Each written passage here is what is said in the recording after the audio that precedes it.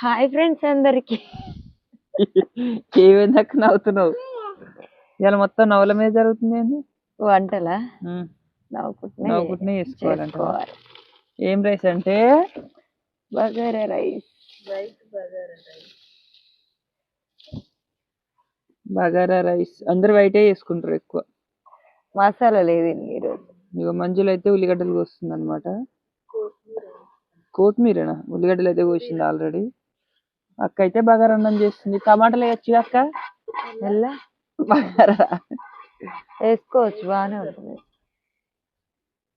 ఏది నువ్వు ఫస్ట్ చెప్తే. అవునా? ఇప్పుడు కూరలకి ఎట్లా? ఇప్పుడు అమ్మదేలే చేయలే.